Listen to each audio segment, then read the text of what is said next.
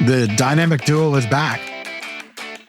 We need a cape. The Batman of podcasting is with Robin. Did you see how I took default. that? See how I took that? You took it. You took ownership of Batman, and hey, look, Didn't even discuss it. I'm okay with that. Just took. Robin still fights the villains as well, right? Sure. Well, welcome back. We're Thank you, Chris. there's always fun and hilarity here on our show. Sometimes you get it, sometimes you don't, but hopefully we make you laugh. That joke in particular goes back like 2 years. It's an old one. It's an oldie. It's an oldie, but a goodie, maybe just for us. Pretty much. But yeah, Lancaster Connects. We're back, Ben and Jeff together. We've had some solo episodes here over the last handful of weeks, summer vacations, business travel. So yeah, we're here introducing great people, doing great things to you here in Lancaster County. You know, a lot of my peers in the industry ask me why I do the show, so I shared this a number of times over the last week. It's because we want to highlight people doing good in our community. We want to highlight what's great in our community. And we don't want to be the type of business that just takes from our community. So Lancaster Connects is a way for us to give back, highlight people and great organizations helping out others in and around the area. And we want to be a part of that. And so our platform here at the store has become Lancaster Connects, and we're 2+ years into it now. And I guess maybe 3 coming up in January, right? Yeah. 2.5. You say highlighting great people and organizations giving back. I think none more so maybe than today's guest. Yes. We'll get to in just a few minutes here, but they give back. Major Lancaster County success. So unbelievable. You can catch this show. You're going to be, there'll be no reason to not catch the show. There'll be no reason to not be inspired if you're somebody that has a message to get out on social media, because our guest today has powerhouse social media channel presence. And you might think, given his background and upbringing, that he might not be as active, but maybe we'll talk about that. About how David gets on social media. But you can watch our show pretty much anywhere an internet connected device can exist. And you can connect to YouTube, LinkedIn, Facebook. You can pick up the show on all the different audio podcast platforms. We love when you comment. We love when you check in. Typically commenting gets you in on the prizes we give away, but we're still in this summer contest mode for party gras. How's it been going, man? We've been making some people happy, right? We've given away... How many tickets have we given away? We had 20 sets of tickets to give away, and we have 4 to give away today. So that means we've given away 16 sets of tickets. The last ticket drawing is today. Yep. We've got a lot of people on the line, or watching live, to find out if they are going to win the wheel spin. It's been a great contest. If you don't know, or, been living under a rock for the last month and a half, we had Bret Michaels, rock star from the band Poison, and many other Bret Michaels ventures over the years. We had him as our 100th Lancaster Connects episode guest, and it was a great interview. If you haven't caught it, go back and watch it. It's on our website, lancasterconnects.com /contest is where we're running this contest. Bret was a great interview. You can watch it on there. But he and his team were gracious enough to give us 20 sets of tickets to his upcoming concert on August 26th. That's like 3 weeks from now. Coming around the corner. And the stipulation was we had to give it to hometown heroes. We give these tickets to hometown heroes or veterans.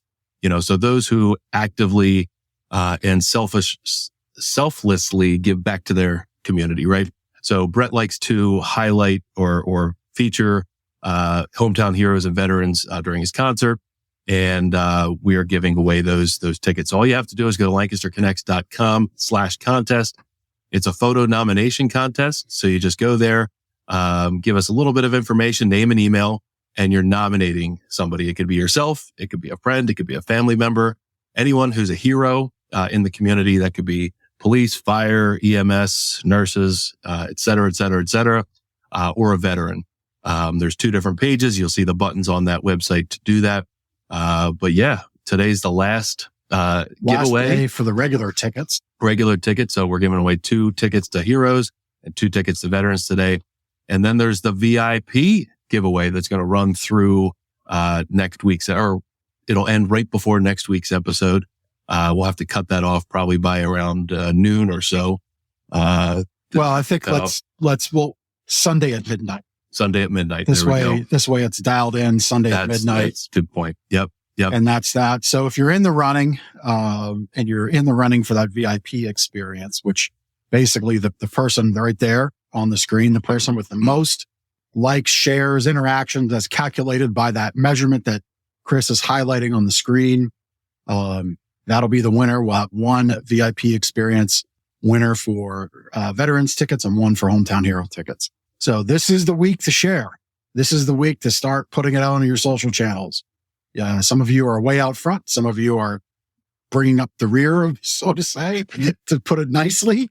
So there's still a whole week left to maybe get that VIP experience. So good luck to everybody. I know there's one photo with over 1,000. Yeah, that's 1,000 votes. That one's way out front. Now, that might sound like a big number, but if you share it daily, I mean, you can share it as often as you want. And if you have, let's say you have 100 people, there it is.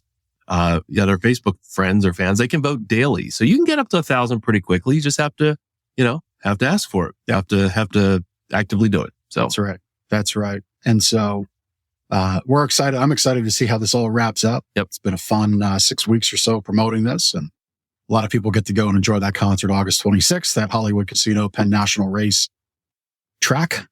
Granville. August 26th in Granville. Yeah. Yep. So before we get on to David from Blessings of Hope, we have one little piece of news. Again, creating this platform, we have a lot of people that reach out to the show. Some people are a natural fit like David is, and others, just don't exactly fit the mission of what we're doing. But we created this thing on our site, Share Your News. So you go to LancasterConnects.com. There's a tab, Be a Guest or Be on the Show, and you can either be a guest or share your news. So if you're a business that has an event coming up, if you're a charity that was just on recently, or you're somebody giving back that's doing something fun and fundraising for the community in a positive way, use that tab on our site, get us your news, and we'll get it on. We do ask for a couple weeks notice just so we can prepare accordingly. But Betsy from Acorn Acres reached out. So Betsy was a fantastic guest, had Poppy, the Emmy award winning groundhog who was in the Jeep Super Bowl commercial with Bill Murray. Betsy was on the show as a past guest and wanted to bring to our attention. We got some severe weather coming through later today, I guess. Wind, rain, storms. Typically these events, lead to, problems for, squirrels and for bunnies. Yeah. I knew there was another little critter. And so she had sent along some information. What I'll do is I'll post this to our page, after the show. But basically she shared, there's a couple infographics. I'm not going to read it to you, here. It would be a disservice to it all. I'll put it out on our pages and, make a note of that right now. We'll get that out. But if you see an injured squirrel or a rabbit, we'll share some information on how to, handle those. But just understand, like, her rescue is full. Her capacity is maxed out. And so she's sharing this information to just help you. Maybe if you see one in your yard, one in the neighborhood, you could follow these steps, helpful steps, and help that little animal out. Yeah. Right? I think the thing with the storms is that, maybe there's a nest with babies in it. The storms blow the babies out of the nest, and now where's mom? So there's, some kind of how to or what to do, information there that we'll share out. But yeah. Thanks for sharing, Betsy. Yeah. And so, please use that Share Your News tab. We'll get it on for you. Get us all the information you can, and then we'll also post it on our page as well, when and where it makes sense. All right. So without too much further ado. Yeah. Let's bring on our guest, David Lapp from Blessings of Hope. David, welcome. Thank you. Thank you for for inviting me to the show. Yeah, we're excited to have you. Like Jeff said in the intro, we highlight, or we like to highlight organizations that give back to the community. And, I don't think we've had a guest with more impact.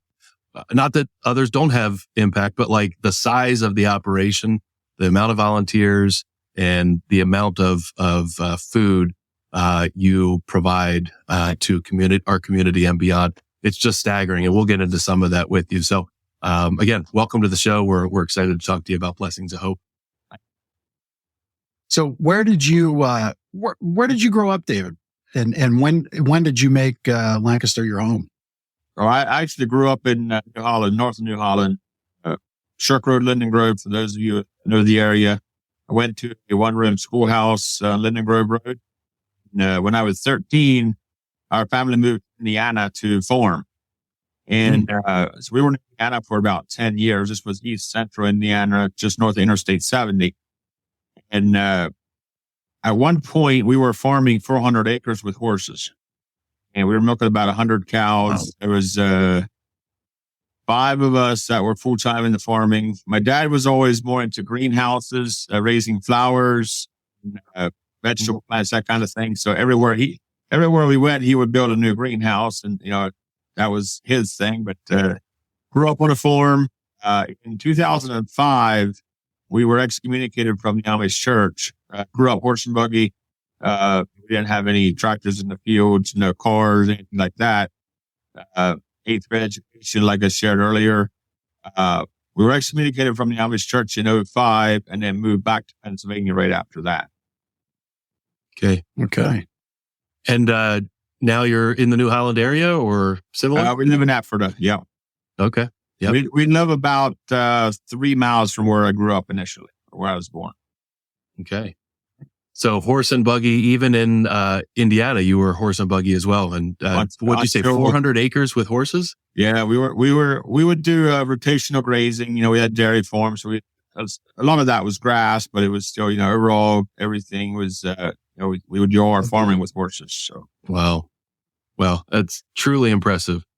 Truly impressive. So where did Blessings of Hope come from? Well, after we moved back to Pennsylvania, we started a nonprofit called Light of Hope Ministries, which was more of a counseling ministry or a speaking ministry. It's 2 of my brothers, one of my sisters and her husband, a brother-in-law to one of my brothers. Aaron Fisher was a brother-in-law to my brother Jake. There's 5 couples that started out in ministry, and we had a need amongst our own families for food. And Aaron would help at an outreach to distribute food in Harrisburg. And he started hearing about the crazy volumes of food that are being wasted because food pantries can't take the semi-load volumes. So what we started seeing is these large warehouses, they don't want to deal with 50 organizations every day. And on the other hand, find a food bank that wants a semi-load of fresh produce every day. So we started talking about, what could this look like to have warehouse capacity, to have the trucks that we need to bridge the gap between the available product and the need, and bring those 2 together. And out of that is what Blessing of Hope, as you know it today, that's how that started. In 2010, Aaron committed to packing 7 boxes a week for a local pastor. And, when you're operating out of a 3-car garage and you're getting food a couple of times a week, you're not sure what you're getting in. 7 boxes of food is a lot of food.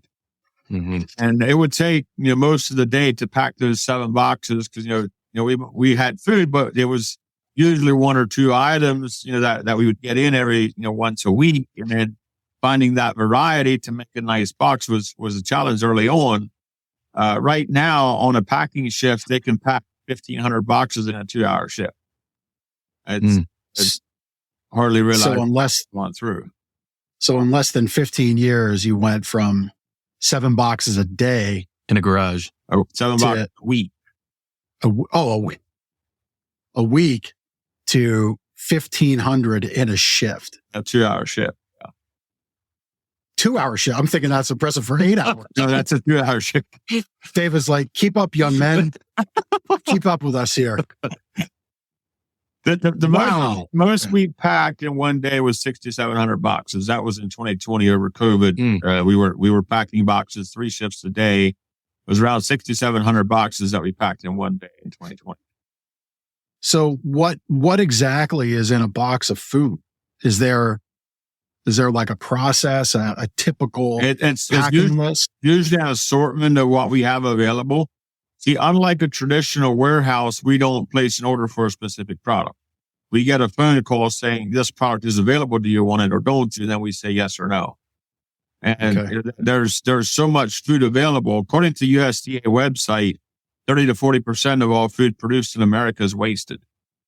And if Wow. half of the global food waste would be recovered, it would end world hunger. If you think about world hunger, it's not that big of a deal, right? It's really, a couple $100 billion a year issue. And half of the waste, food that's already being produced, it's already being processed, half of that waste would take care of world hunger. So the more we're looking at this issue, the more we're seeing it's not a production issue, it's a management issue. Mm-hmm. If we can utilize what's already being produced and make that available to the people that need it, we can have a greater impact on society. So can you talk a little bit about why this waste exists? Like, what's happening? You mentioned the warehouse that you get a lot of your produce from, and there was a picture of bananas there. Let's use bananas for example. They get, 100 crates of bananas, and you're saying 40 or 50% of that is could be potentially wasted if not used by. So if you think about it, we see the grocery stores as the main supplier of. Behind the grocery stores, you have your distribution centers, your local distribution centers. Then you have your regional distribution centers that are, a couple million square feet. And then you have your manufacturers. And every step of the way, there's food being wasted from the grower producer to the regional warehouses, to the local warehouses, to the grocery stores. Our primary focus is on the warehouses, the distribution centers, because they have a longer shelf life left than what the grocery store does. So there's multiple reasons something gets rejected. It can be overproduced and it's simply just too much of that product in the pipeline. It can be a misshipped product. It can be getting too close to expiration date. It can be, when I say getting too close to expiration date, I'm talking about product that they were selling to retail yesterday. It's that point where retail stores no longer buy it, so they got to move it on. And if you think about a warehouse distributing, say, 100 semi-loads of fresh produce a day, and they have a semi-load of waste, that's a 1% waste. It's really not that much in the grand scheme of things. They want to make sure they have enough for their customers. But, if they can't utilize a product, rather than sit on it till they have to send it to the landfill, they can actually donate it and get a tax write-off for the product. So they're not paying tax of it, they can actually get a tax write-off for it. Okay. Yeah, that was it was a question that I assumed the answer to. So these warehouses, food producers, anywhere in the chain behind the grocery store, they're donating all these items to you. Yeah. And then another example would be a semi truck might show up at a distribution center, and this distribution center has quality standards they go by. For example, a load of frozen product, that the reefer can't be more than 5 degrees below zero, or not warmer than that. So if it's 2 below zero, the load gets rejected, or 4 below. So we're off by 1 or 2 degrees. That's enough to trigger a rejection of the whole load.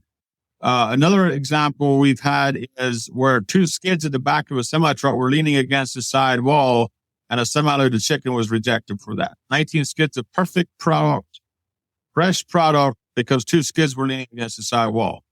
Stuff like that. Most people have no idea that happens, but it does. And us being able to take that product, we can then utilize that. And the issue had been up to this point was for this truck driver to find a place where he can unload a semi-truck load of chicken. With blessings of hope, we can take that product in, we can make it available to the hundreds of organizations that then, utilize that for their local distribution. And so your warehousing then goes across dry storage, refrigerated, and frozen storage, I guess. Correct. Is that right? Yes. And do you have trucking then too for this? We do. Yeah. We have our own fleet of trucks. Right now we have 9 semi-tractors. We have about 30 trailers, and we have about 15 straight trucks. And those Yeah, are I see the trucks all over Lancaster. usually And so, deliveries, whatever needs to happen there. yeah. So walk us through what you're doing with your trucking. So are you going to pick things up, or are you using those trucks to go from your warehouse to all the various people you then support? Both. Okay. We like to do a delivery and then do a pickup on the way back. But about 80% of what we get, we have to pick up at a warehouse. The other 20% or so is dropped at our docks. And by having a big key for a lot of these donors is they want to make a phone call and get rid of their problem. Just for example, on this past Friday, we were offered 21 skids of meat, raw. Never frozen meat that had like a 10-day date until it was what they call their freeze by date. So if you don't use it by, I think it was August the 15th, you have to freeze it. But the issue was we got the phone call at 1:00 on Friday afternoon, just this past Friday, and it had to be picked up by 4:00 in the afternoon. Mm-hmm. We had 3 hours to pick up this load of meat, and it was a 2.5-hour drive. And there's no way if we had third-party logistics that we could have accommodated that donation, because finding a truck in 30 minutes is almost impossible. Because we had our own trucks and we had a driver available, or we were able to shift it around, we were able to utilize those 21 pallets of fresh meat that would have otherwise been. They told us if we don't there by 4:00, they're gonna pitch it. Oh, that's Wow. crazy. So to put this into context, so 21 pallets of meat, was this hamburger or chicken or steaks, ground beef, hams, bacon. Prime. Like $100,000 worth of. We're talking a 2-pound pack with a $19 price tag on it. Yeah, prime product. Yeah. And so do you recall what the weight, what just ballpark, what would the weight of that been? I'm going to say it was probably 20 tons. Okay. Okay. Tons. Yeah. So 36,000. So, cause I want to put this into context. Yeah.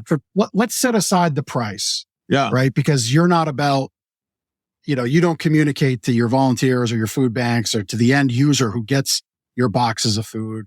Hey, here's the money we saved you. You're about, we're putting food in your belly. Yeah. Right. So 36,000 pounds of meat. Mm-hmm. And there's about on a conservative side, 4 ounces. Let's feed everybody a little more. Let's say it's 8 ounces. 72,000 people got a meal from that truckload. Yeah. Yep. Mm-hmm. And 72,000 people had a protein meal from one instance. Yep. That's insane. And just because we have our own trucks, we were able to respond to that load, where if we would not have had our own trucks, there's no way we could have accommodated that donation. So David, so let's say, that truck comes in, you've got trucks coming in from other places, you're going to pick stuff up. What happens when that stuff arrives at your facility? We've seen pictures of people who don't look like employees. So obviously there's a huge volunteer effort. Mm-hmm. Can you walk us through not only handling it there at your facility, but then getting it to the people who need it, like who comes, all of that? Yeah. So we have here in Lancaster, we have over 100,000 square foot of warehouse space. And a lot of that is, freezer, cooler, dry space. We have a nice variety of all that. Just our big freezer alone, we can store, I think it's 250 pallets of frozen product in our big freezer. So basically what we did with this meat is initially right away we put it in the freezer because it was getting close to that freeze by date. Freeze the product, and then this goes to our selection center in Lancaster, right beside McCaskey. For anybody familiar with the area, we have a 29,000 square foot facility that's dedicated for what we call our minister selection center. This facility is open to any nonprofit that's serving the community. They can come in 6 days a week, Monday to Saturday, select anything they see on display at whatever volume they can use.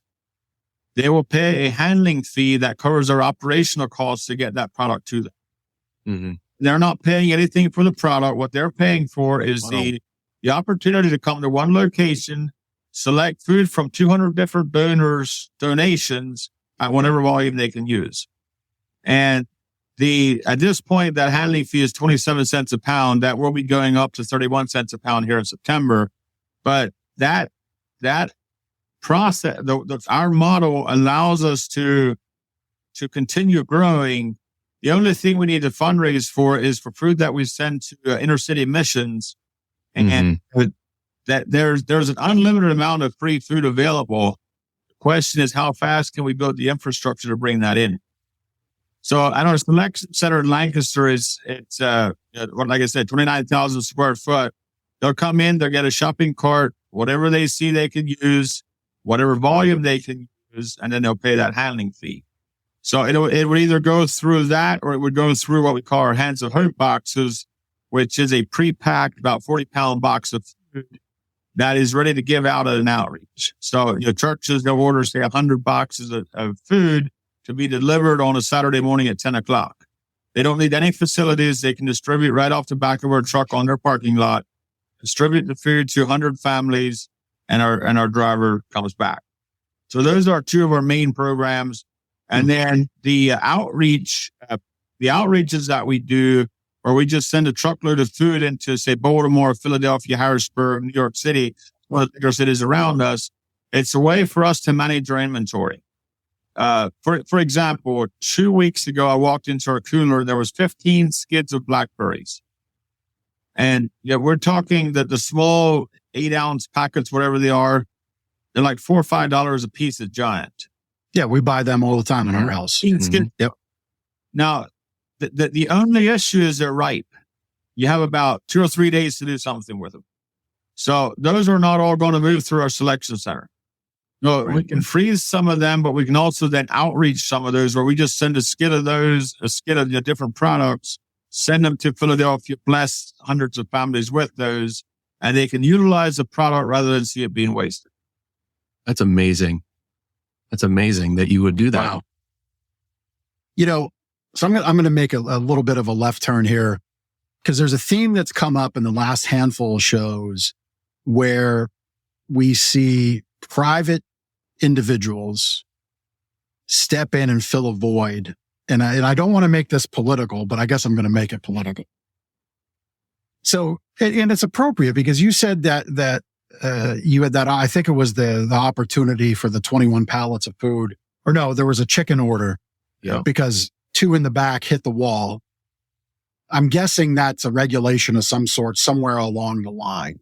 Is that correct? Either regulation or just a rule, a policy that these distribution centers have. If the skid's not setting up right, they just don't take it. For insurance companies come in, insurance pays for it, driver got to get rid of it, and you move on with life.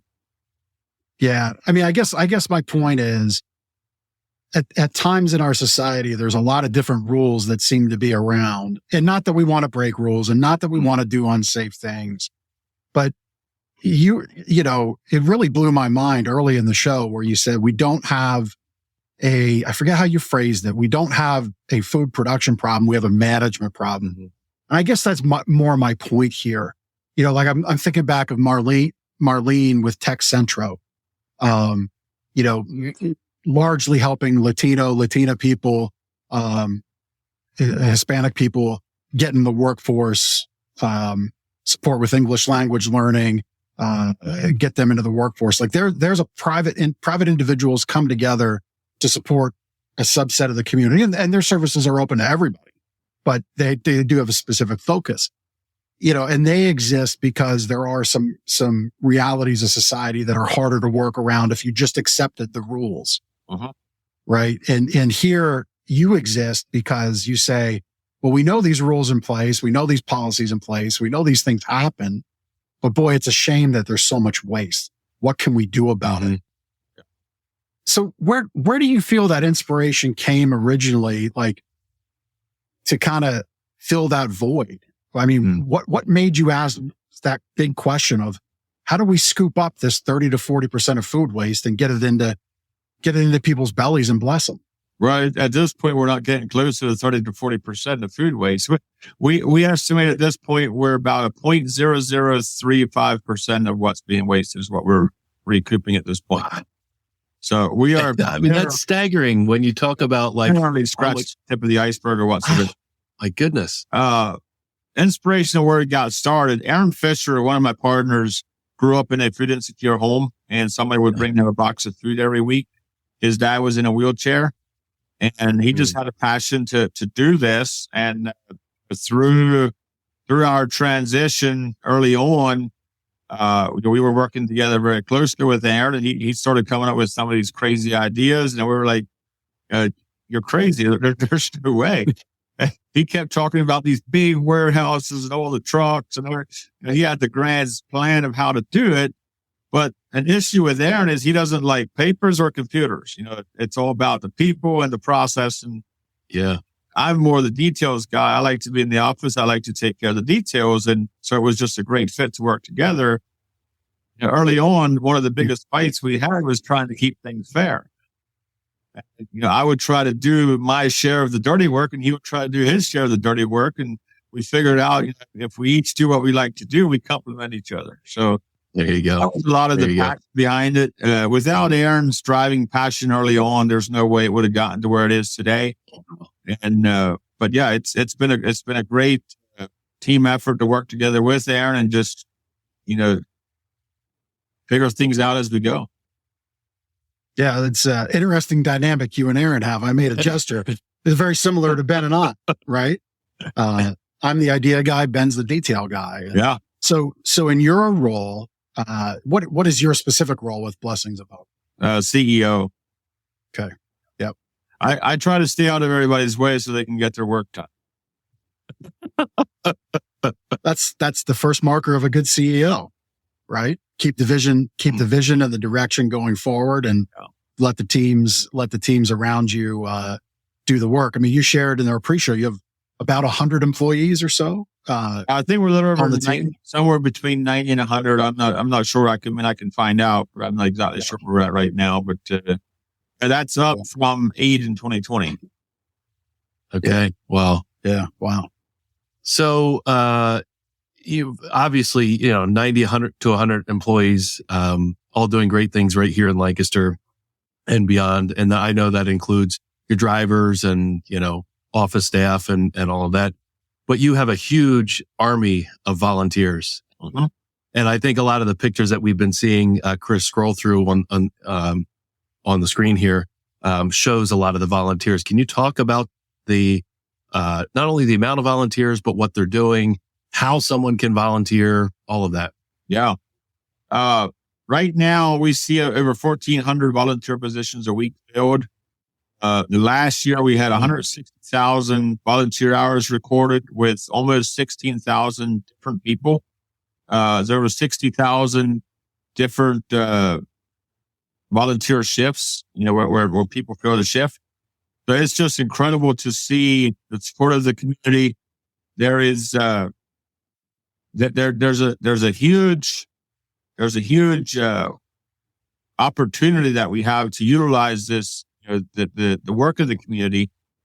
Usually what they're doing is packing food, packing boxes, rebagging. For example, 50-pound bags of product down into a 1 pound or something like, family friendly size. They're sorting fresh produce. There's lots of produce available where say 90% of it's good, 10% of it's bad. And our belief is that if the farmer can produce the crop, send it to market, we can at least sort it and utilize what we can. And then what's bad, we send to a digester, a methane digester. So we're also just getting into food processing, food dehydration specifically at our East Petersburg facility. Oh, wow. Where we can take fresh produce, we dry it, give it a shelf stable life. According to our research, dehydrated product will retain over 90% of nutritional value, will shrink to about 20% of volume, and you can get about a 5 to 10 year shelf life, depending on product and how it's packaged. And then that can be utilized for international outreach. So we are in the process of repurposing redeveloping the former Darren Camp's grocery outlet in E-Town, where we want to half of the facility want to set up for food processing and the other half for a selection center like we have in Lancaster. Our goal there is to process a container load of dehydrated product a week. And to do that, we estimate we'll need to process between 12 and 15 semi-truckloads of fresh product to get our 1 container load of dehydrated product. Wow. And that's a pretty big project, but we're excited to see what will happen out of that. I mean, at this point, it's still in the process. We're just through our design phase of it. We just got our permits, so we're ready to get into construction. It's pretty significant project. So if you got an extra, $10 million laying around that you want to do something with, you send it our way. I was just, it was on my mind to ask about, how people, if they want to volunteer, if they want to donate, if they have things to donate. We'll get there in a minute, but so this food dehydration, so like the blueberry example, where they were ripe or very much near ripe, would you be able to decide, well, half of that we could send right to the street right now, and the other half we could put through the dehydration preservation process? Is that an opportunity for you? Yeah. With that?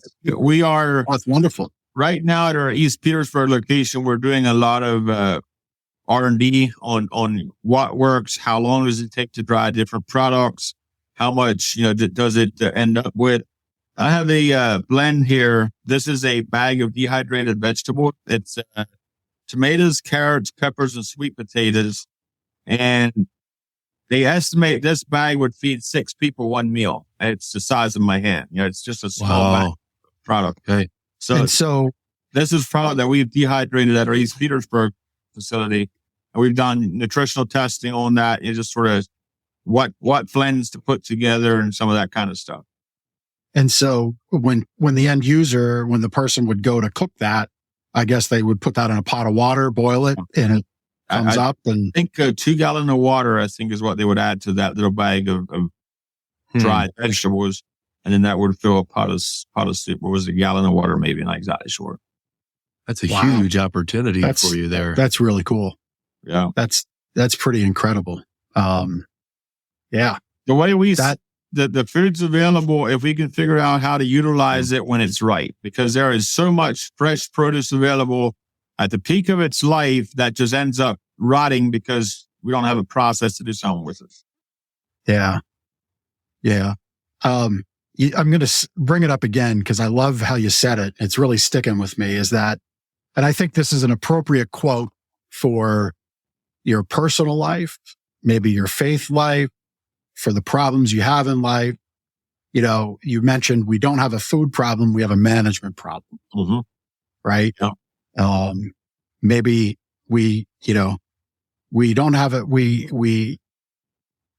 I really like how you said that. I don't know where I was going right there, but I like how you said we don't have a food problem. We have a management problem. Yeah. And I think if you take David's lesson and apply that to any problem you're having in life, and ask about, well, where does the real problem exist? Yeah. Where's the opportunity that everybody else sees as a problem? If you can figure that out, where you can find the opportunity and actually go with that opportunity, you can create a solution where everybody else saw a problem.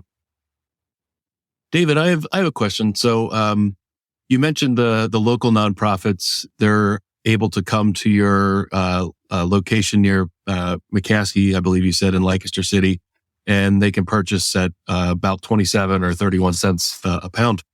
How about other organizations like churches, either in Lancaster County and I know beyond, because my father-in-law has driven multiple times to a Blessings of Hope facility, and he's an hour and a half away volunteering with his church. So, what do these churches come? What's that process look like? And if somebody's interested, how do they get that process started with you? Well, they can call our number 717-824-1227 and ask to talk to Bill or somebody in Ministry of Relations. And just basically, we have a 1-page sign-up form. You can walk in the door, fill out that form. We just gather basic information, who they are, who the contact person is. They have to agree that they're not going to be selling the product, and then they have access to our facility, there's no restriction on how often they come. They don't have to take a certain volume to stay active. They want to come once a year or once a day. If they want to take, we have organizations that are serving 5 men coming out of prison at a halfway house, to churches that are doing an outreach with a semi-truckload of food on their parking lot, once a month. And then and so, yeah, it's all sizes of organizations. Just for example, we have an organization that comes down from Massachusetts about once a month. Since they started getting food at Blessings of Hope, they're able to do about 5 to 6 times of food volume distribution on the same budget, including they're also traveling down from Massachusetts, and just the opportunity of getting the food at Blessings of Hope instead of buying it at their local grocery store, they can do about 5 to 6 times the impact. Wow.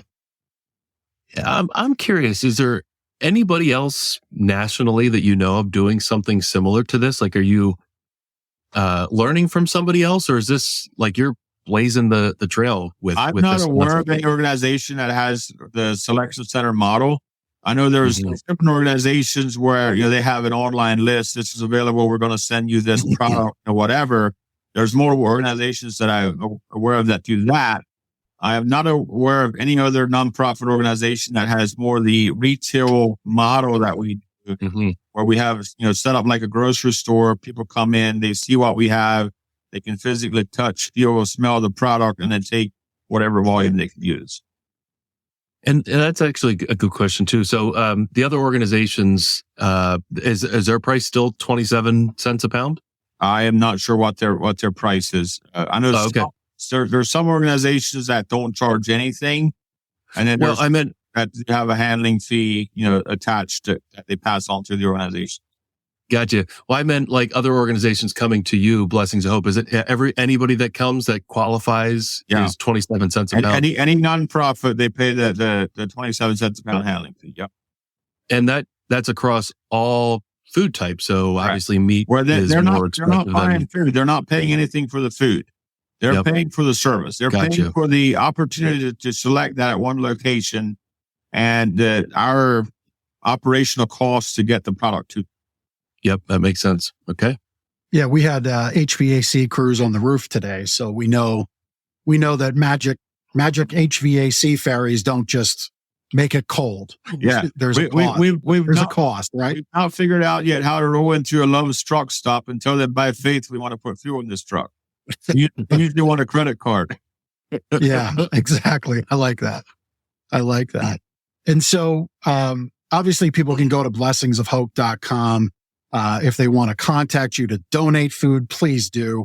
If they want to contact you to have you help support their ministry, please do. If you want to volunteer and help fill those boxes, please go blessingsofhope.com. David, I figured as we wrap up our time, I would get your view on this because your partner, Aaron, came from a food insecure home. I think a lot of folks who may need food, there's a level of embarrassment, maybe shame. There's some pride in there that may prevent them from reaching out to a food bank. What would you say to those folks about everybody along the way that you've known and where their heart is to support those people?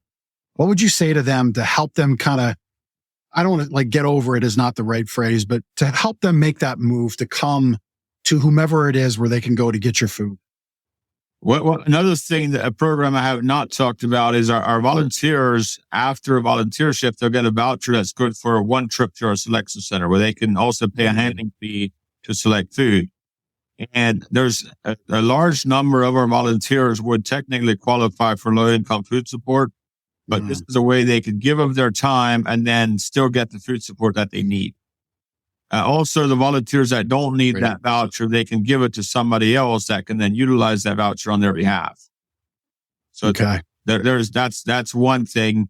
Back to your question, I think we've all had times where, we were struggling in life. We weren't sure how to get through the next day. And, I know for myself, we can point back to a few specific instances where somebody stepping in at a time of need with support that was a pivotal moment in our past. And, if he would have just walked in and said, get over it, it would have been a different outcome. Mm-hmm. And, we can't get dependent on those moments, but we can, we don't want to just be the next handout people depend on, but we can be there and help them in their time of need and hopefully point them to a better future. Yeah. Well, and I love how you have the program where people can give their time to receive the benefit. Yeah. And that's a thing we talk about so often on here. We ask our watchers and our listeners, if you have talents, donate those talents to charities that you have a connection with. Maybe because maybe you don't have the dollars to donate, and then you have time that you can donate. So it comes down to that time, talent, and treasure conversation. And I love how you do that. You get by giving, and there's dignity in that. Even though you need it, even though you're not in the most secure place, there's dignity and goodness in giving back to the organization. That's just tremendous. I love hearing that. Love it. David, I loved hearing everything about Blessings of Hope. We thought we'd take a little bit of time, have everybody get to know you a little bit better. You're the face, it seems, of Blessings of Hope. You got a big social media presence. So, and we're going to get this video out as I shared in the pre-show. We'll get it to your media team. So maybe we're going to give them a little bit of fun here, if that's okay. Sure. All right. So what is a surprising talent that you have that others may not know about? Oh, I don't know. I didn't think about that one yet. So I saw in a couple of the pictures, it looked like you might have been singing with other members of the team there. Were you singing, or was it just? I do enjoy singing. Okay, that might be one. Yeah. Well, there we go. Running a gigantic nonprofit organization, I think that requires talent. Yeah. So, are you a sports fan, and do you follow a specific sports team? I don't. I mean, my boys do. My boys love the Eagles, but they drugged me into a few games already. Where I watch it with them or whatever. But no, I don't really have time for that. If I'm not working or spending time with my family, I like to sleep. I also enjoy going to auctions. Okay. I don't know what it is about auctions, but I enjoy auctions. Do you have a move or an expression for bidding? Is it one of these? Is it one of those? Is there not necessarily? I think it's more just the atmosphere, the high energy atmosphere that I enjoy. Yeah. One thing I did not share was I have 12 children, so I do have a busy lifestyle at home as well. With the youngest, youngest being twins, they are just over a year old. A year? Just over a year old, yeah, twin boys. Oh wow! Well, happy birthday to them! Congrats! Yeah. Wow. Oh my gosh! Yeah, you've got a little football team there, just under the Lapp household there. Yeah, pretty much. No wonder you like to sleep when you're not working. Yeah, my goodness, with the family. All right, I'm curious to know your answer to this. Do you have a favorite dessert? Favorite dessert? Be careful. I don't Fanny might hear this. I don't like to eat as much as some people do. Okay, I'm actually right now. I eat 8 times a week. Okay, wow. And I'm trying to lose some weight, so hopefully I'll get. Good for you. I did that last year for 6 months. I lost 35 pounds, but then I went back to eating, and I most of it back again. So I try to be a little more mindful of it. Desserts. Trying to think of anything specific. I love ice cream. That would be one. Who doesn't, right? Yeah. I like soft pretzels as well. That's not really a dessert, but I like soft pretzels. It's a special treat. Little treat. Yeah. Treat. I was thinking you might go the good old Lancaster County shoe fly pie, pie. I do like shoe fly pies as well. That's right. That's good. Yeah, that's good. All right. And the last one. So if you were to move and leave Lancaster County, which you did. Yep. What would be the thing you miss most about the area? Probably the diversity of people. There's so many different people groups with their own beliefs and opinions and missions, and somehow we all get along. That's great. I love that answer. I like that one. Yeah. You can call Lancaster a bit of a melting pot, right? Yeah, very much. So. Yep. David, we've had a lot of fun with you today. Really appreciate you, your talents, the dynamic you have there with Aaron and the rest of your team. Obviously, you're doing things the right way. You don't just grow a business to that length just because you get what comes in for free. You obviously give it for free, but you're doing something amazing. We appreciate you. We know the Lancaster County region and all the states around, even as far as Massachusetts and others. And hopefully with your food processing, soon to be the world is going to know what Blessings of Hope does. So thank you. Thank you for your time. Thank you for your service to those that need it the most. And we just appreciate you so much. Well, thank you for inviting me on the show. I appreciate it. Yeah. Yep. Have a great afternoon, David. Thank you. What a success story. I'm floored. 40%. Up to 40% food is wasted. Just wasted. Which I think is where David dropped his quote that I'll say again. It's, we don't have a food problem. We have a food management problem. Right. I think is more akin to what he actually said. And I think it's appropriate of most anything in your life. We don't have a bad child problem. We have a meeting that child's expectations and talents problem. Right. We don't have in our business, we don't have a sales problem. We have a problem with not having products customers want. Right. Not that we have that problem, but in general. Yeah. Just as a broad statement. Yep. And boy, what a way to look at things. And that, the opportunity is found where most think it's a problem. Very, very cool business and not business, but a charity that supports organization, supports our region. So they're kind of, I would imagine that at times Power Packs has gone to their side. Yeah, for sure. I would imagine some of our other food pantries we've had on, work with Blessings of Hope. Yeah. And numerous churches and similar organizations, missions, community missions. Yep.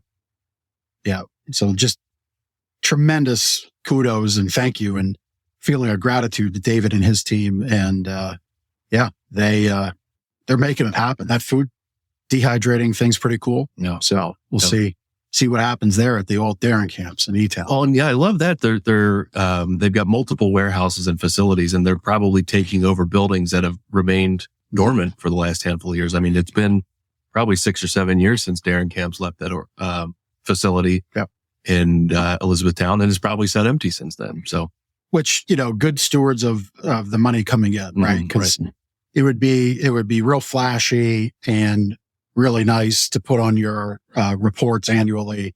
Look at this new building. Oh, right. On the hill. Yep. Right. But instead we're going to where that is on that side of town and we're going to reuse it and we're going to be a part of that community and put some jobs into that community and it's true money back into that community. So it's really good. That was really neat. I like that one. That's a good one to come back as the dynamic duo. Yeah. So you're David Lapp and I'm Aaron Fisher. So we've morphed from Batman and Robin to Robin. Revealed our true identity. That's right. All right. Well, hey, if you want to be a guest on the show, you go to lancasterconnects.com/guest and we get the whole process started. It is a whole process now, but it's a good process. And you'll meet Stephanie, who helps us with the show. You'll get involved with Chris, who's our amazing producer here, Chris from Cast Ahead. So this is my time for his regular show. Have you been doing this while I was away? Yeah, I think I've given Chris a shout out or two. He's a good, he's worthy of a mention. Yeah. Great asset to help us produce a great show. So you get to watch and listen to a great show. So you go to lancasterconnects.com if you want to be on the show and go to the guest tab, fill that out. My sleep better tip for you is sleep routine. My goodness, have I violated that in the last couple of weeks? You've been in three different states. 3 different states in 2 Different weeks hotels. and multiple nights. I think I've slept in my own bed 4 nights in the last 18 days, I think is what I calculated. At least 4+ plane rides. Yes. Yeah, it's been a lot. And if I just would have, I broke all the rules. Like I was on vacation. I said, sleep routine, you're on vacation too. And I broke all the rules and I'm paying the price. So sleep routine could be what you eat or don't eat so many hours before you go to bed, the time you go to bed, the time you wake up. Do you drink caffeine or not? So I broke all the rules, and I tell you what all those rules are. You go to gardnersmattressandmore.com/sleep-better. We'll mail you a copy of our Sleep Better book, not the podcast copy book, a real copy right there. We'll mail you your own copy. You can develop your own sleep routine from the great tips we give you in that book, and you can improve your sleep. And I am committed back tonight to getting back to my routine. Well, now you're what, the second night in a row that you can actually sleep in your bed, or third, or whatever it is. It's only going to be the second night in a row. Right, because you were at the campground, right? Yeah. Yeah. In 3 weeks. So there you go. You're on a streak now. Yes. All right. So testimonial time for Gardner's Mattress and More. Gardner's Mattress and More produces this show, and we are within the 4 walls of the Gardner's Mattress and More retail mattress establishment on Plaza Boulevard. How about that? We get testimonials, handwritten testimonials, in all the time. There were a number of testimonials in this past week. I thought this one was interesting from Patricia.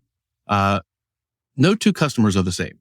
I think we know that as consumers, we're all looking for different things and, different reasons why we make purchases and whatnot. But, mattresses, everybody has a different bed type, bed frame, different situations and circumstances. Maybe they're moving and I visited all the different mattress circumstances the last 2 weeks. And I think you even had to fix a bed while you were away, right? So Patricia wrote, she was very pleased with our service. We also accommodated her need to hold off on installing the mattress until the work was completed in her house / room renovation. So this was a scenario where she made her investment in a new mattress, but needed us to hold it until she was ready. So I'm not sure the exact scenario. We sounded like we held it for a month or 2 or 3, and that's okay. We want people to make the purchase when they're able to make the purchase and when it feels right for them. But then if they need a special circumstance on the back end, we likely can make that happen. So we do have a warehouse facility where we can store products safely until people are ready to go. So just a way to accommodate our customers based on their need. So thank you, Patricia. And thanks for sharing your handwritten review with us. Yes. And we do get online reviews too. We actually just crossed the 400 Google review threshold. 400 5-star 400 Google reviews. Yeah. 400. Yeah. Yep. So we have them everywhere, and we always appreciate when our customers share their experience with others. So thank you to Patricia and everybody else that did the same. Without too much further ado, there it is. Well, actually, we're at 401, and I actually have to do some investigation because, Google is going to Google sometimes, and we might have some that have been hidden and throttled. What? Yep. How dare they? They caught us writing them. How dare they put baby in a corner, right? Nobody puts baby in a corner. So yeah, I have to check that out. But I just had a friend who's got a plumbing business. He was very keen on his reviews. Not that we're not. But he was noticing some things and did some research, and he shared what he did, and he had 68 5-star reviews reinstated. I know Yelp has done stuff like that before, but I've never seen Google do it. We'll check it That's out. Interesting. Anyway, we got some tickets to give away. We do. It is that time. So LancasterConnects.com/contest. At the top of the show, Ben went over all the ways to get in.